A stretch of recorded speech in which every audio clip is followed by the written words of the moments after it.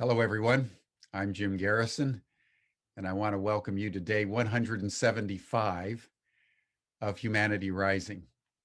Humanity Rising is an initiative of Ubiquity University and over 300 partnering organizations from all over the world, which have come together in the midst of this extraordinary pandemic we're still going through to provide an open space on a daily basis so that people worldwide can come together in community and in fellowship to share their experiences, to share solutions, their visions, their hopes, their strategies for how we can ensure that the world beyond the pandemic is more healthy, resilient, regenerative, and in alignment with natural systems. Today's a special day in the United States anyway. It's called Groundhog's Day.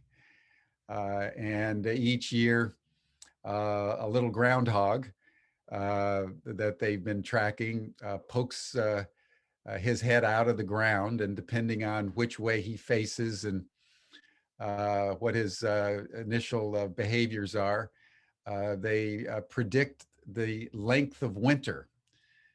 So when the little groundhog poked his head out today, they're saying that we'll have at least 6 more weeks of winter in the northeast of the United States. It happens in Massachusetts, the state of Massachusetts. So welcome to Groundhog's Day for all of you that are joining. Let us begin our session today, as we always do, by just simply gathering ourselves together, becoming aware that we are community. We're aligned in spirit and hopes and commitment to a better world. Let us enter into a moment or two of heart coherence. Let us take a few deep breaths. Let us close our eyes. And let us place our attention on our heart. See if you can hear your own heartbeat, feel your heartbeat. In a spirit of gratitude and thanksgiving that you are alive and that your heart is beating with the hearts of people all over the world, working for a better future.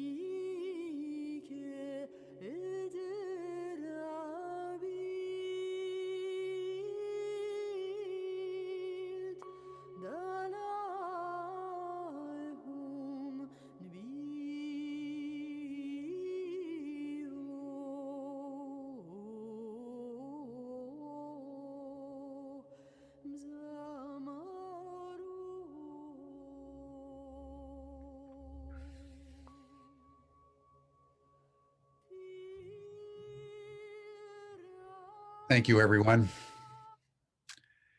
And now, with an open heart and a heart full of gratitude for each and every one of you, I want to open our session today by showing you all something that I received over the weekend from Gustin Kezar. who's a Dutch sculptor. And he and his wife, Trudy, have been listening to our Humanity Rising sessions, and in a inspiration, Gustin sculpted Humanity Rising for us and sent it to me. I received it over the weekend. When you hold it up to the light, you can see the different colors of the rainbow radiating through. You can see it's a human figure rising with angelic rainbow splendor as an exemplification of humanity rising during this very, very challenging time. So Gustin, Trudy, I want to thank you very, very deeply and heartfully for this expression of artistic beauty that has captured what it is that we're seeking to do day in and day out, 175 days now, nearly 900 speakers. We are reaching into over 130 countries around the world. We're broadcasting over 40 live partner channels to 15, 20,000 people. We have a beautiful, beautiful community, which we'll be talking about in just a moment. And we are so deeply affirmed by this art, Gustin, and we're affirmed by the really unbelievable support and enthusiasm we've been receiving each and every day. I can't tell you, I get emails on a regular basis. People are saying that Humanity Rising has been just a beautiful, beautiful experience in their lives. We have a very loyal chat group that had spontaneously and of their own accord began to develop after session chats, which, as you know, you're welcome to join after virtually every session that we have now moving forward. They've become autonomous in their own right, and we talk, episodically, but basically, they're just an autonomous group of people, wonderful, wonderful, wonderful people that have come together. And one of the things that we have been cultivating with the Chat Action Group, as it's called, is a week of peace, a peace week. That's going to happen in March, the first 5 days of March 1 through 5, on Humanity Rising. They've been just beavering away, working on it. And we thought we would start today with Lesley Southwick Trask, who has emerged as one of the conveners of the Chat Action Group. And we're still waiting for Phil Lane to join us. He might have gotten caught in the weather on the East Coast. There's been a lot of heavy weather on the East Coast, so we're waiting for Phil so we can discuss his perspective on Indigenous mind. But until then, let us welcome Lesley. Lesley, always thrilled to interact with you, and welcome to Humanity Rising. And why don't you just start in and tell us what you have planned, and we can go from there. Absolutely. But before I start, I want to ask you a question. Sure. So if the groundhog is the animal that tells us how much winter we have left, what's the animal that will tell us how long we have to live with COVID? It's probably the virus. Okay. All right. I was just thinking that. I mean, if we could only have an animal, a ritual appear and let us know. I mean, I know that we do in the Indigenous world have all kinds of that information. So if anyone knows what that is, let us know. I would Let's see what the beacon is. So, Jim, thanks so much for inviting us on. I mean, I am one of 225 people, so I'm standing on the shoulders of many, and all amazing, amazing people. You know, we range from doctors to neuroscientists to anthropologists to artists, healers. I mean, from India, Peru, UK, Belgium, Germany. Hey, we're Canada and the US. So it's it really is one could say it could be a motley crew. And sometimes it might appear that in the chat of a lot of dialogue and interaction, but we are discovering what we're here to do. So you put out the call on Humanity Rising saying we want to have conversations that matter, that create actions that make a difference. That's sitting in that mandate. And that was really the magnet that drew all of us to come onto your stage 175 days ago. And then day 60 on July 20th, 2020, our chief instigator, Stan Pokris, said, aha, if there's so much action going on in this chat section, maybe these people really want to talk. Maybe they want to even see each other. So as any good instigator does, he invited them over to his home, of course, in his bedroom, but in his home on the Zoomosphere, right? So here we are on in the Zoom world, with Stan, starting to talk about what you've talked about on the main stage. Now, that might be interesting for a few days, right? I mean, you know, it's nice to get together with friends like the unemployed coffee shop and, you know, just chat about what stimulated you, what meant something to you. But that's not what happened with this group. This group decided to go deeper and deeper into what's the so what to all of this. And we started to become intentional about our dialogue. And you were then wonderful in your graciousness of inviting presenters to come and join us. And so it wasn't just us chewing on the salient inspirations of the day. We actually got to have these wonderful presenters in our coffee shop chatting with us further. And we've had mini workshops after your session with these wonderful folks who have led us into some other of their work. All right, so that sounds pretty neat. You know, you get to have a lot of good inspiration, a lot of people that you want to chat with and get to know. But why were we here? Like, this is a question that groups often ask after a while. Like, what are we supposed to be doing with this? And as you mentioned, we went from chat people to creating a movement called Chat Action. And we're 62 strong as of this morning.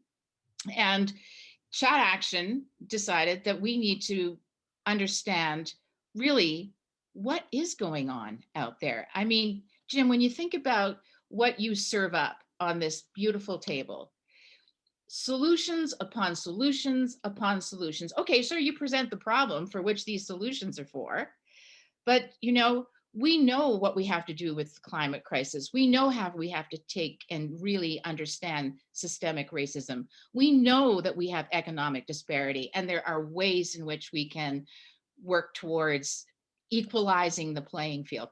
We are not lacking solutions. So we also know that when it comes to the overall arching direction that we're headed, it's that we want to live in a peaceful, harmonious world. And I don't mean peace that is necessarily sitting in that sweet spot of, you know, non-dual presencing of the spirit. That's definitely a beautiful place to be. But what about that in terms of 8 billion people and their ability to live in that place, not only internally, but externally? So we also said, okay, there are millions of articles written on peace. There are hundreds to thousands of organizations that stand for peace, notwithstanding the UN and the 17 SDGs. There are thousands of people dedicating their lives to peace in this moment in time. So if all of this is taking place, why do we still not have peace in our family, peace in our neighborhood, peace in our schools, peace in our playgrounds, peace in our neighborhoods, peace in our communities, peace in our nations, peace in our Congress, peace in our parliament. Why? Why is that? And it came to us, that wonderful quote by Einstein. And I'm not going to quote him directly because I didn't know him personally, but it's the tenure of his quote is, we can't use the same quality of thinking that created the problem to solve the problem. And it came to us that maybe, just maybe, we as humanity are approaching this all wrong. Maybe the way that we're defining peace, maybe the way in which we are embracing peace is in fact part of the problem. And we don't know. We are curious. We are curious. Is there some other formula? Is there some other definition that, should we were to embrace it, we would have a much easier passageway? We do know, and we respect deeply all of those soldiers of peace that are around the globe. We know and completely embrace the theories and the practices of wonderful peace leaders. And yet we don't know if that's enough, and whether there's some mystery here that we are waiting. Now is the time to find out. And so we were led into the Peace Labyrinth, this wonderful structure that one of our resident artists had created, Marcia Raff. And the Peace Labyrinth is the walk into and out of the labyrinth of peace. And going along as conversations do, and deep dive problem solving and debate goes, we said, but maybe what we're doing is a lab, a grand experiment that allows us to move in and out of the labyrinth with questions that allow us to find out what else is going on out there that we don't know about. What is this mystery called peace? And can we find some more answers to that question? And that was the birth of the Peace Lab. And Stanley just wrote in the chat, because Stanley will always say the same thing, because it's his vision for life is that we are echoing or entering into the age of helpfulness. And so as we move into that place of helpfulness, we are asking the question, what is peace 2021? And we are going to be undertaking a 21-day peace challenge. So for anyone who wants to sign up to the 21-day peace challenge, they just need to take a look at chataction.org. That's the website where you can go to subscribe to the 21-day peace challenge, guaranteed to tickle your fancy in terms of what is peace in your world. And then, as you have just stated, we are going to be on this main stage from March 1 to 5, where the Peace Lab goes live. And we will be uncovering what we found out as we've walked into the center of the labyrinth around what is peace 2021. There's also a couple of surveys actually, that we're going to be running to get us more information about what these organizations are doing and what's working and what's not working. And this is a shout out for any of you out there in the Humanity Rising community who have the answer to the question, what do we not know about peace that, if we were to know, would make the journey that much easier? So we're looking for all of those folks who are rising, have been chewing with you along these last 175 days, and want to uncover the mystery of peace with us. Well, thank you so much, Lesley. And it's just worth contemplating, everyone, the profundity of what Lesley just said. We are in a time of such momentous upheaval, where our institutions are groaning under the pace of change and the accelerated impact of technology. Our categories of democracy, peace, justice, neighborliness, kindness are all being challenged in unprecedented ways. You take, for example, democracy. You know, our democracy in the United States and in most of the Western world is based on a notion that you vote every couple of years and you send somebody off to some parliament or other, and he or she makes decisions, and then you vote on them again. But what does democracy need to mean when human knowledge is doubling every 12 and a half minutes? Mm-hmm. You know, and peace, Mm-hmm. you know, we used to think of peace in the Westphalian model as the sort of peace between nations. And no one really actually thought much about sort of the peace of the home or the peace of the neighborhood. And now we're in a world where there's not so much war between nations, but there's all kinds of consternation and upheaval and strife within nations, within communities.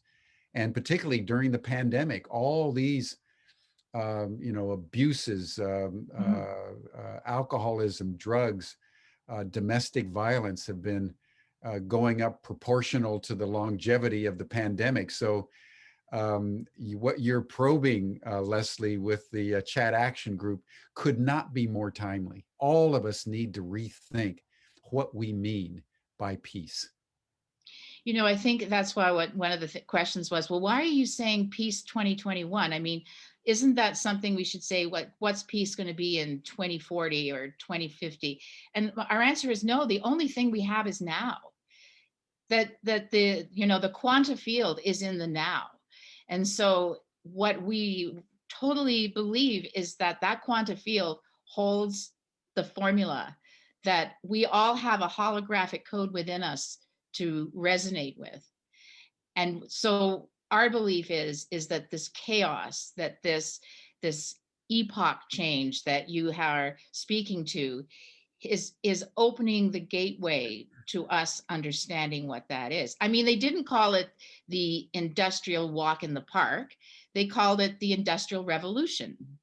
You know, I mean, it's so I mean, we know that this is a time of absolute turbulence. Since as an anthropologist, I've, you know, that specializes in transformation, I've studied how societies and civilizations, you know, rub up against that curve of what's yet to come, because those that are in power have no vested interest in letting go of it. I used to use the example that if you just won the Stanley Cup, would you be the first one at the table to say, let's change how hockey is played?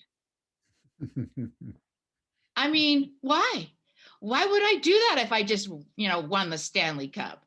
I'm going to keep the game the way it is because this is the one I know how to win. And, you know, I believe that in that sigmoid curve, you know, that curve that as one, you know, entity is moving into its maturity and down, a new one is being born. And in that curve of the in-between, where the old is dying off and the new is taking off, it is bloody uncomfortable. Because even those of us who felt we had our sails set in a certain direction realize that we probably shouldn't even be in a boat. And so everything about, you know, who we are, what we stand for, who we associate with, all of these are in question. And the one most incredible alchemic reality of it is that it's done in love. You know, love is fearless. If I am in the vibration of love, I get to look at what's not working and not feel that I'm in personal attack. I get to ask tough questions because the loving pursuit of what we are here to find out is worthy of that fearlessness. Beautifully put. Beautifully put.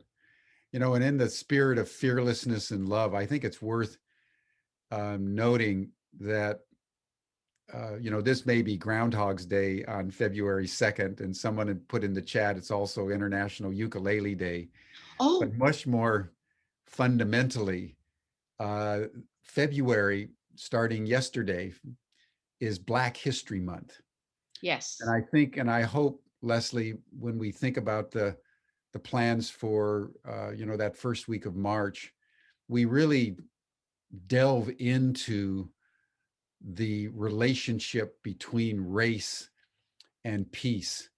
And I Yes. mentioned last week, I think, and I think it's worth reiterating today, that the killing of George Floyd last May Hmm. triggered more protests with more numbers than any other event in history that we know about. And that's an extraordinary phenomenon, everyone, that the kneeing to death of a Black man groaning that he couldn't breathe, captured and on a cell phone and disseminated worldwide in some mysterious way in the depths of the pandemic, which was a public health crisis. It was the racial crisis, which is at the center of public health, that really triggered the heart of the nation and the global community. And in the ensuing months, there were just hundreds and eventually thousands of actions that reverberated around the world, and tens of millions of people came out into the streets begging for racial justice and racial peace. So when we think about peace in our time, it's not only not between nations, as Oh important as no. that is, Oh particularly in an no. age of nuclear weapons, Oh no. but it has to be between races at the level of our domestic tranquility as communities. And so I hope that that's something that will play a major chord in our contemplation during Peace Week, because I can't think of a more important. And in fact, we're going to have Cuff Ferguson Yeah. in a few weeks doing something on race explicitly for Humanity Rising. But this is at the heart of the discussion around peace. It seems to me. I mean, what's your view? It's totally and utterly that. And let me come at it from this way. A couple of thoughts. George Floyd was that trigger in the quanta field that we each have a hologram for. We each have in us George Floyd. We each have the moment. If we are all one, if we truly understand that we are all one, then that moment in time was all of our moment in time. And I don't mean that based on the color of my skin, the gender that I walk in, or my age of my passport. I mean that if we are inside the field of this planet, this cosmos, that such event pierced all of us. Yes. And I believe that one of the things that Chat Action decided to do was to do a constellation on peace. And are you familiar with constellation work?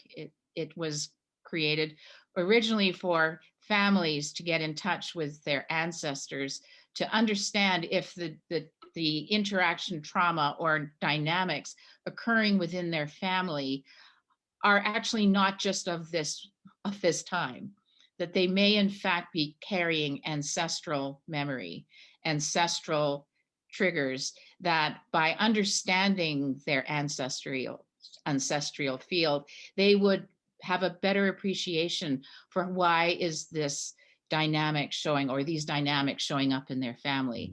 And it has had incredible impact on family peace gathering, conflict resolution, moving forward. But that constellation work has moved out into the systemic constellation world. And so we decided to hold a constellation for peace and understand Beautiful. what is the field of peace, the essence of peace saying to us. And it was 4 hours, Jim, of being in, two of those were in the meditative field as we represented peace and the questions that we're asking by the Peace Lab. And what was absolutely apparent was the trauma that was in the field.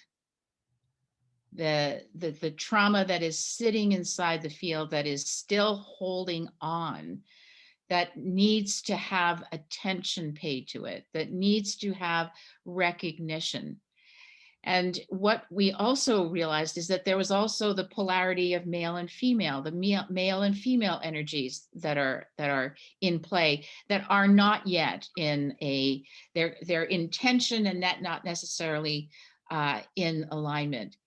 And what was really significant was that one of the essences of peace stood and said, my message is, look at the beauty, pay attention to the terrible. Beautiful. And so Kali came, the goddess of death arrived, and she brings with her a recognition that something has to die in order for the next to be reborn. And so there is this process of moving from the death of what to the birth of what. And we know that frequencies are a huge part of this, and that we know that whatever frequency, like any radio station, when I tune in, I will get a different sound coming from that station. The same thing with when I turn on my different frequencies in terms of interacting with you, interacting with spirit, interacting with others. And so, what is the frequency of peace that we're being called into? But we can't get there without going through the field. We can't get there without going into the trauma.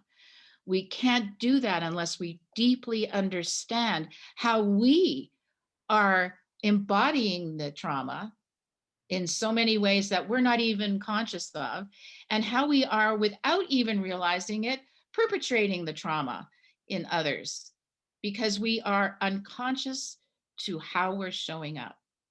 And so we really believe the Peace Lab is about making visible the invisible, having the conversation that doesn't necessarily have a solution have a voice. And we definitely are going to be spending one of our Peace Lab days on trauma, on really not the intellect of the trauma. We I think this community understands the intellect of the trauma, but what is the process by which we can recognize it, release it, and appreciate it? And how do we recognize our own invisible racism? How do we become in touch with what we think is, an appropriate response, an appropriate question is not? So we're all works in progress, Jim. The beautiful thing about this is that this is a peace experiment. We are not pretending to find the solution. We are experimenting in the field to understand it, to unwrap it, to pierce it, to do whatever it's asking of us, so that by the time we're finished on March 5th, we will sit there and say, we're ready to now walk out of the center of the labyrinth. We have received all that we have needed, and we are now walking back out with an appreciation internally, with an appreciation interpersonally, with an appreciation transpersonally, so that we're able to frequency at what is most needed for us in this moment in time. Beautifully put. Beautifully put. In that regard, Lesley, I've been reading a book by a gentleman from Nigeria called Uncomfortable Conversations with a Black Man. Named Acho.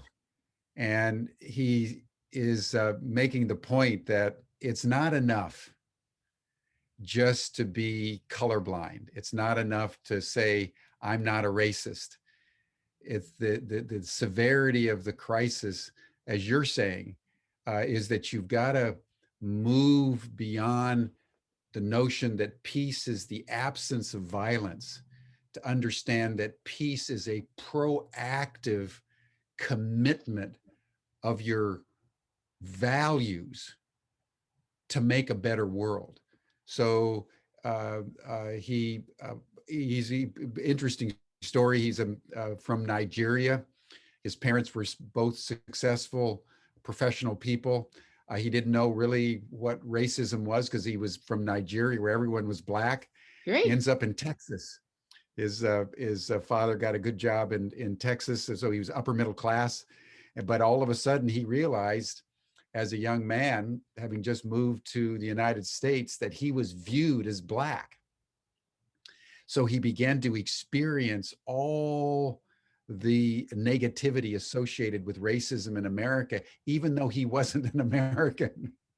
He ended up, he was a really good athlete. He ends up in the National Football League. He played in the NFL for many years, and then went into broadcasting and was the youngest national broadcaster in the United States, if I remember it correctly, and then wrote this book called Uncomfortable Conversations. And I hope we can get to our courage as a community through Humanity Rising, that we can actually have these uncomfortable conversations with ourselves as we take up the challenge to proactively bring peace to the world.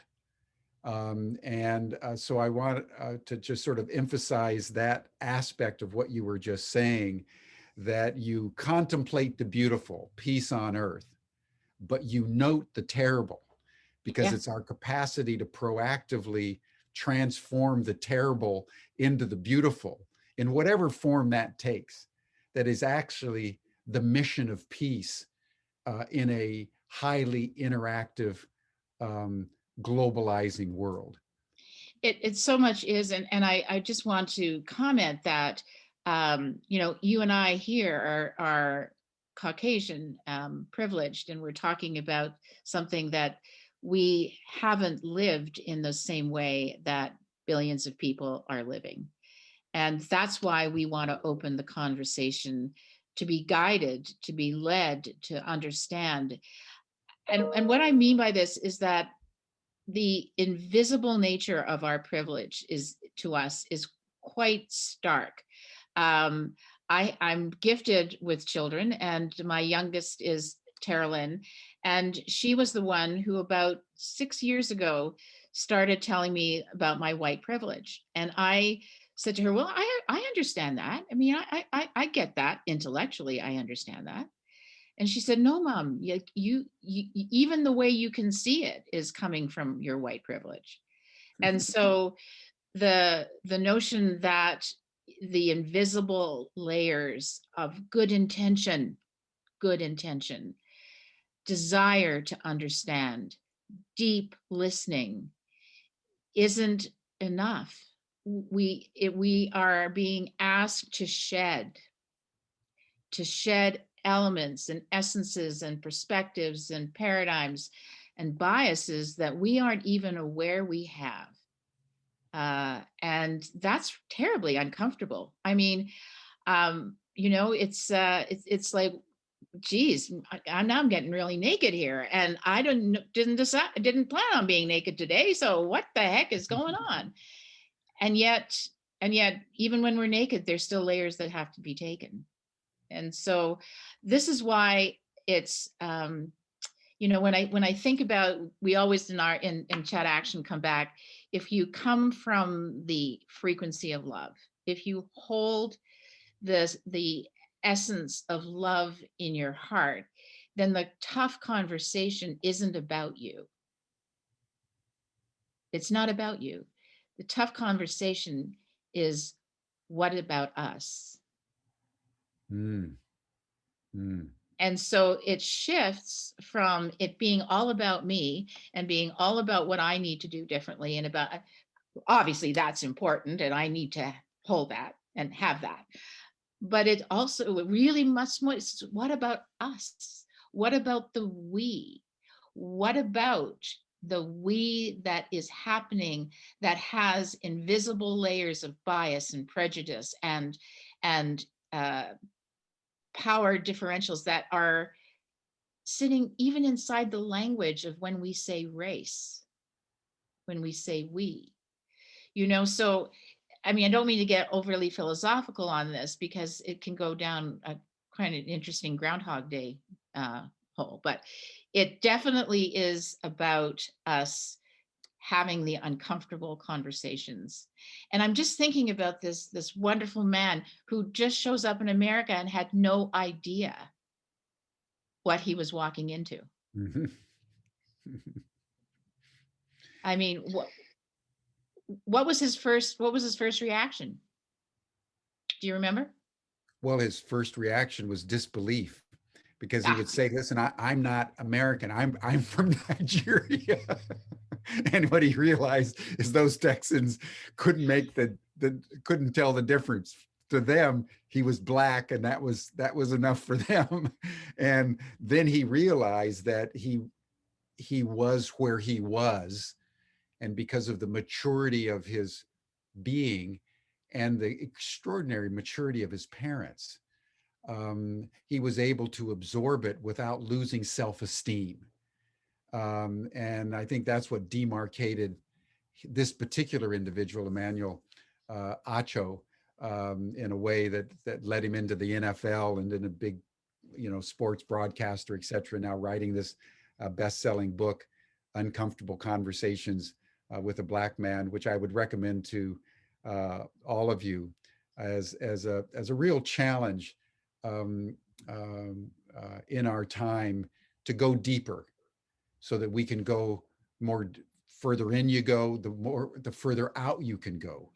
oh, what a great way of That's saying it. what we need to do. But I want to raise another issue that Julie Wolf raised in the chat, Lesley, for your comment, because I think this is another aspect of Peace Week, I hope. She says, we will move from philosophical, discussing economy, to trauma, and feel with the harmed on earth, to heal and find what the living spirit of peace wants, what earth wants from us, spiritually, emotionally, creatively, with song, dance, art, poetry, to find respirative peace as a world as well as individuals. I think that's such an important aspect, again, which most humans haven't been aware of until the present generation, except for the indigenous people. Definitely. And that is that the mother here, the we, needs to include Gaia. And it's not until and unless we come to rest in that fundamental identity that we overcome the feeling of separation between ourselves and nature, which refracts itself through race. It Absolutely. refracts itself through wealth. It refracts itself through politics. If you, in your heart, are feeling separated, then everything you do and think and say carries that fundamental experience of dualism and separation. And so that's another aspect, it seems to me. And thank you, Julie, for raising this, of peace. Is again, it's not just an absence of war. Oh no. It's not just being proactive with each other. It's Mm-mm. about coming home to an awareness that all things exist within the cradle of the mother. So I hope that's another aspect Well, that you folks take up during this Peace Week. it absolutely is. And I mean, I when I say we are all one, it is not just we are all one, the human species. We are one much bigger than that. And we are one in terms of this beautiful planet on which we habit. I guess the other thing is on this is that when we listen to the land, and I think that uh, Marilyn Hamilton and Bess Saunders did a gorgeous job of looking at cities as living organisms. And part of the journeying in, if you remember that week, was where we actually started to understand the place, the earth, where we are now located, that we are on this place in this time for a reason, and the earth knows it. We just have to listen to what she has to say. And she communicates in many different ways. So, she's not going to send an email to us and say, by the way, this is an important thing for you to know. She does it in the way in which she responds with her climate. She does it in the way in which she allows fertile land to become farid land to become refertilized. She does it in ways of where plants that aren't supposed to grow there grow there. I mean, what I'm commenting on is that she has her own language. And part of our journeying in the Peace Lab is to better understand her language and to better understand how we listen to her in ways that we may not have ever understood before. I mean, she speaks in beat, right? She speaks in rhythm. And so one of the things that we're going to be doing is sharing music and dance and the rhythmic nature of peace as it's played out from Mother Earth through us as the vessels onto this human stage. So without question, I mean, how could we not have Gaia when we have the priestess of Gaia as one of the members of our group, man? I mean, this is a group made of all kinds of human representatives on the energetic field of peace. And we are listening deeply to each and every one to explore, what does this mean in how I take the next action? I mean, it can become overwhelming, can it, Jim? I mean, if I had to make my list of today, which is to be peaceful, I will do this, this, this, this, and I will have a conversation this way, and I will do this way. And then after that, I might have a coffee, but that better come from the right location of coffee grower. And then I mean, come on. And then the real opportunity is, how do we integrate? How do I create the processing, the internal, the spiritual, the physical, the emotional, the mental integration in me so that I am unconsciously conscious that I am moving in a way that serves this world the best way I can? And I think that's the real essence of when you come and you move into the center of a labyrinth. You have let go of all of what you once had, and then you receive what it is that you need to know, and you integrate it and walk it out of the labyrinth. And I think that's the journey. The Peace Lab is an experiment. The Peace Lab is a journey. I mean, I want to just give you a quick story. As you know, I've spent 10 years on the Camino de Santiago in Portugal. And I walked the Camino due to the death of my husband, my business partner, my father of my children. And I had never walked before. So just imagine this. I arrive at the Lisbon airport, never walked, had a pair of boots on, a backpack, never put on a backpack, never had stayed in a hostel. I was the gal with the roller bag and the room service, please, and proceeded to walk 880K over a 5-week period. And I'll tell you the seminal moment and what it means by integration. At the seminal moment where I'm coming off the moors, there's 12K of moors as you head towards Finisterre, which is the 4-day walk past Santiago. So you go to Santiago, which is called Disneyland for pilgrims. Because it's the woo. And then if you really are not satisfied, which I wasn't, you continue to walk to the end of the world, as they once called it, in Finisterre, end world, in Spain. And it's a powerfully geographically resplendent walk. And you know, the thing about the Camino is that you are with Gaia the whole time. I mean, Gaia and you are one. as you move through her and experience her and understand her and pay attention to her. And so I'm coming off the lip of this 12 kilometers of moors, and I see the ocean for the first time. So I've been interior the whole time. And I'd left from Nova Scotia, so I had spent 23 years on the ocean. And so seeing the ocean for the first time after all this walk, I was just like aghast. And then I realized I was pissed off.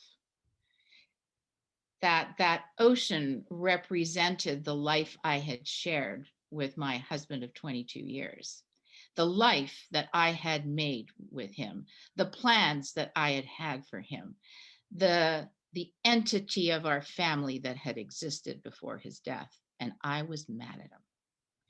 And I stood on this shoreline. Thank goodness it was November. There were nobody really around. And I screamed at the top of my lungs. And then I realized I wasn't just mad at him. I was mad at all the change initiatives that I had done in transforming national defense and transforming mental health in Canada that had not ever reached the pinnacle of what they were designed to do. I was pissed off that I had spent my entire life dedicated to fundamental change, and I did not see a better world as a result. And so I turned to my walking partner, who had caught up by then and said very respectfully, quite a distance from me, because I was screaming into the ocean. And I said, I'm not staying in a hostel tonight. I'm done with hostels. I'm staying in a hotel. That's all there is to it. And tomorrow I'm in Finisterre, and then I get to go home. And he goes, okay. But it's a Sunday. We're in Spain, S-E, Spain. Everything's closed. It's November, of course. There's nothing open. So he says, I guess you're going to have to stay in a hostel. And I said, oh my God, not again. I'm so tired of hostels. I'm so tired of sleeping bodies. Okay. So we go into this hostel. It's 13 kilometers before the end of this 6-week extravaganza of a walk. And this hospitalier is there. First time I'd ever experienced a hospitalier. Somebody that sits there and, volunteers, cooks you dinner, does this wonderful hosting of your comfort for the night. And I'm sitting after dinner, and he says, are you okay? And I go, no. He said, well, why not? I said, I'm pissed off. He said, well, why are you pissed off? I said, because tomorrow is the end of my Camino, and I have not yet had my epiphany. Mm-hmm. And he goes, what do you mean you haven't had your epiphany? And I said, I haven't had like the, of now I forgot it all worked out. Now I've got it all figured out. Now I know what my life is going to look like. Now I'm not. And he goes, well, what do you feel like? I said, I don't believe in anything. I don't believe in my profession.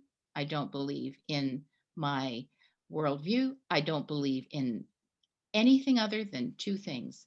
I love my children and my father and my brother and my sisters, and they love me. Everything else is off the table. And he looked at me and he said, well, Lesley, you did the walk. I said, what do you mean? He said, the real Camino begins when this one ends. When you have emptied, when you have shed, when you have let go of every attachment that you have to all your defining of self, to all your defining of who am I on this planet, when you've let go of everything, then you are open. You are this open vessel through which this next Camino can enter. And so I went, of course, what I did, Jim, is I said, I got my epiphany. Yes, perfect. I can go home now. And walked into Finisterre, a very happy gal. And proud, that I had done 880K with a gal that didn't walk around the block. And that I had shifted in ways that I couldn't ever have described. And as I arrived back in Halifax, I knew I was never going to live there again. This has been my home for 23 years. This is where my children were raised. I knew it wasn't going to be my home. I didn't know where my home was going to be. I didn't care. I didn't care where it was going to be. I just knew I would be shown. And as I was downloading my photos from the walk, I came across the photo of this absolute disastrous ruin. But it had a song line. And what was more important is that the land had a song line. Gaia was speaking to me there. I had, when you're walking, you don't walk off the path very often, right? You follow the arrows. If you're going to do quite a distance, you don't wander off down streams. You sort of keep yourself kind of focused. But I'd gone onto this property. I was mesmerized by it. I didn't understand why, but I was. And then I'm downloading these photos and I see this ruin. I go, oh, I remember that. That was so beautiful. And then the next photo was a picture of a for sale sign. I had no idea I had taken that because I was taking the sheep in the background on the terraces. I've done one of these, not even looking at the foreground. And there is this for sale sign. And I go, oh, there's an email address. Why don't I just email this guy as a lark and just say, okay, what's happening? Is this for sale? And sure enough, he emailed me back. 2 months later, I went to Porto, walked from Porto to Valença, which is where this ruin was, spent 3 years renovating, and then 6 years hosting pilgrims from around the world. And the comment I made, what has this got to do with the labyrinth? What has this got to do with peace? It's got to do with that the walk into the center is letting go. It's literally shedding. It's allowing us to not even know, at the time, I didn't know I was shedding it. I only knew I had shedded it when I reached the center. And I only knew I was ready to receive what I needed to receive when I had let go. And so this is what the Peace Lab is about. It's about not only exploring, uncovering, finding, it's about learning what we have to shed so that we're open to what needs to enter. Beautifully put. Beautifully put. That, ladies and gentlemen, is peace. And that's the labyrinth. And that's the walk down into the center of the labyrinth and out to the periphery again. And that's so meaningful to me, Lesley, as someone who's spent the last 15 years making annual pilgrimage to Chartres. Yes. In France, where they have the beautiful Chartrian labyrinth right as you go into the cathedral, the classic labyrinth. And when it was originally built 800 years ago, they had a bronze plaque at the center. And the bronze plaque was of Theseus slaying the Minotaur. And so you all remember the Greek mythology of Theseus, the first king of Athens. And he comes into Athens before he was king and finds out that the Athenians had been defeated by the armies of Crete. Mm-hmm. And every year they had to send 7 maidens and 7 young men to Knossos in Crete, and they were fed to the Minotaur. They were put into the labyrinth. They couldn't find their way out. They were killed. So Theseus volunteers to go, and right as they arrive, the night before they were being thrown into the labyrinth, he meets Ariadne, the daughter of the king, who falls in love with him. And she gives him a red thread known as Ariadne's thread to history and mythology. And he goes in and unspools the thread, gets to the center, slays the Minotaur, and then comes back out again and takes her, and they go off to the oceans to Greece, etc. But that journey of yours is such a classic, hero's journey. To Yes. refer to Joseph Campbell's Heroes of a Thousand Faces, you were existentially put through the via negativa till finally you were stripped bare, screaming at the ocean. Well, and I think the thing about the hero's journey and the story that you outlined it here is that it's in not knowing the story as you go into it. I mean, I think sometimes we think we know the story so well that we predict what's going to happen when, and we plan that on by day 21 this is going to happen. And then I think that from the Greek legends and from the mythologies, there's that these are happening in real time. We don't know what is next. We are privileged to be living in this moment. And if we keep predicting that this will happen, then that will happen, and if we do this, then that, then we are outside of the energetic code of now.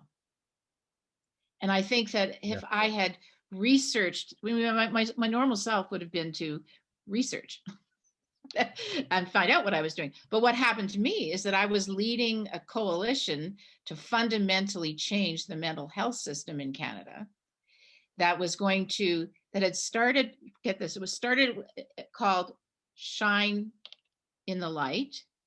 And over the course of going into this project, we decided to call it the Undo Project. Because what really needed to happen is that we needed to undo the current mental health system in order for it to have any possibility of supporting people with mental health, mental illness issues. The system is so crippled in its current structure that it's not about doing more of this or less of this. It's about a fundamental reframe. And so we had casually over time shifted its mandate. And then I got a letter from a lawyer representing the Prime Minister of Canada, Stephen Harper at the time, who said, cease and desist. You weren't mandated to undo the system.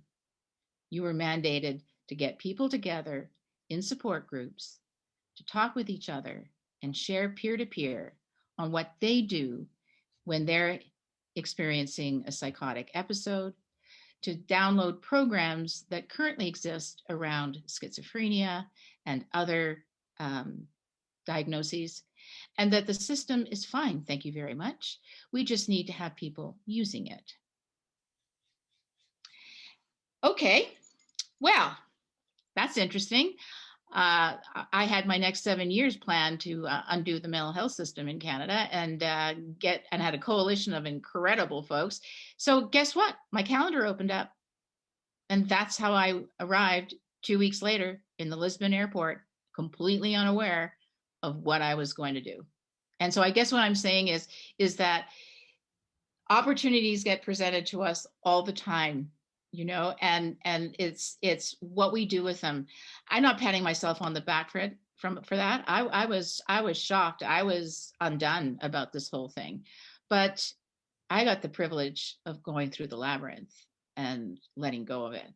And I think that anyone sitting out there today who is sitting inside difficult conversations, who are in those difficult conversations, who are in homes where they are scared to go out of the door because they have young people in their home who are struggling under COVID and whose mental state has been dramatically affected by the isolation. I mean, we are living in war zones in so many places in this moment. And the question is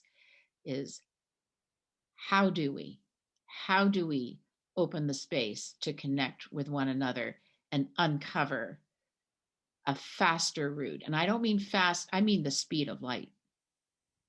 I mean, in the moment we can see it. That's what I'm curious in finding out.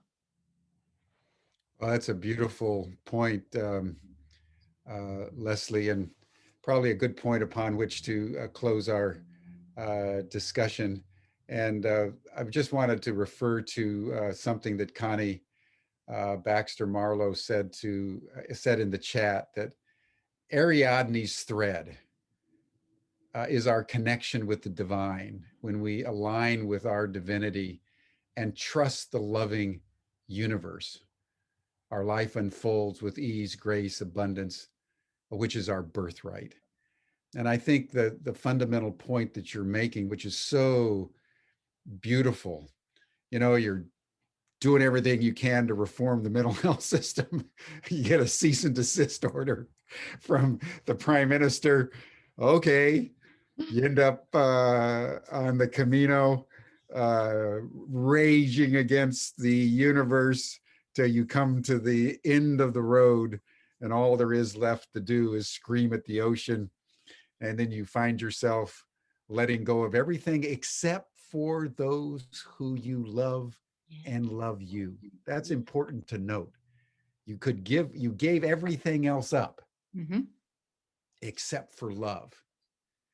And then you were brought right to the person, the sage, who said, now, having emptied yourself of all your ego and pride and consternation and warrior, I'm going to save the world energy.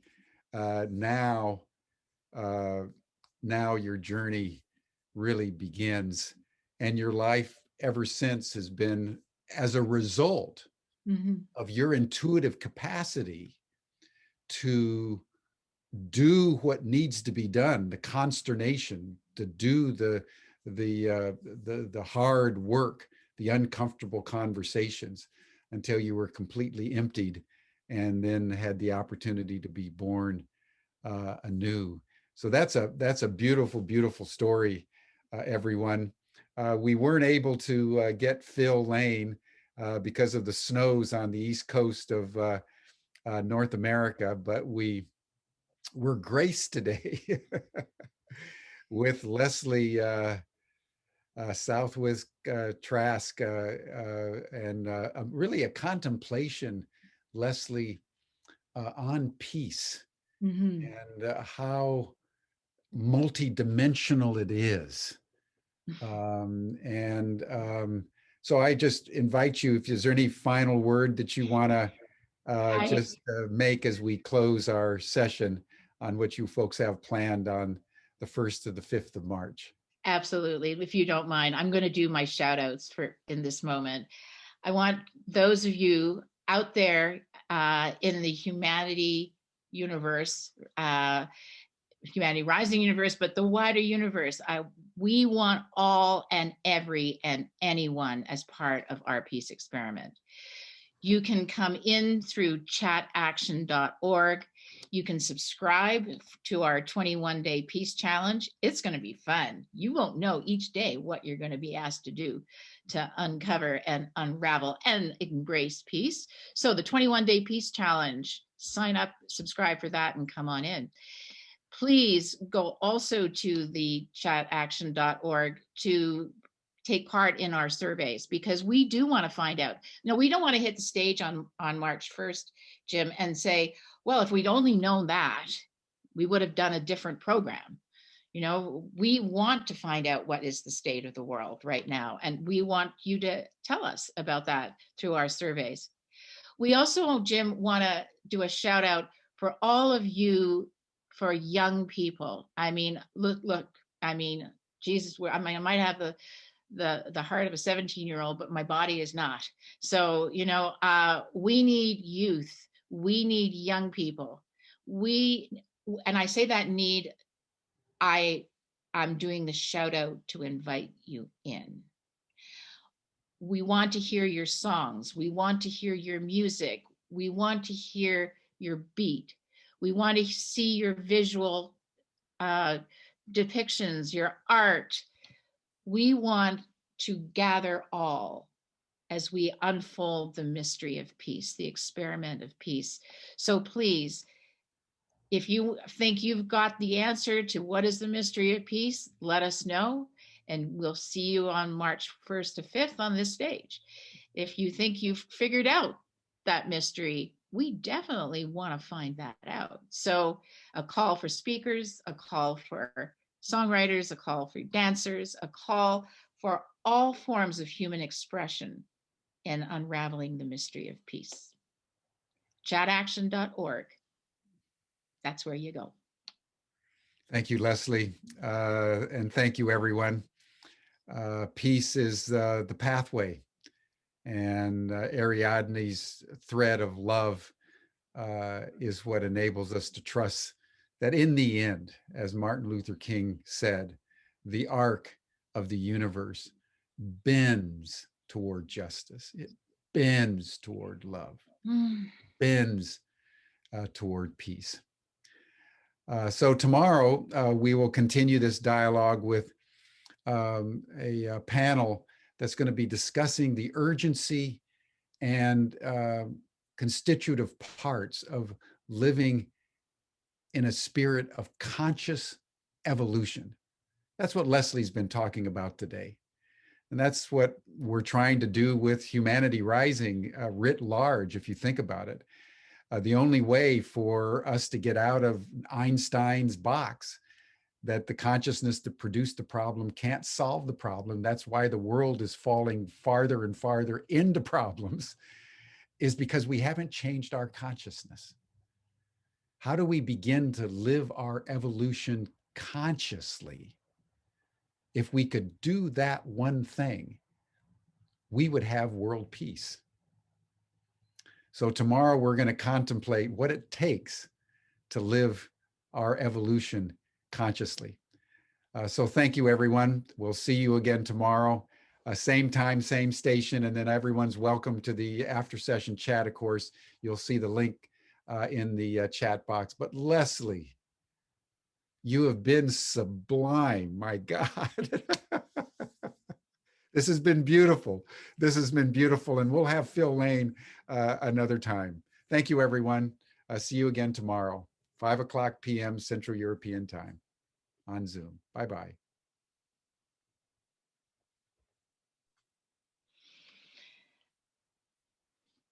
Thanks, Jim. Thank you, Lesley. Good one. Well, we certainly had a lovely dance. I really appreciate the dance. It was fun. Thank you so much.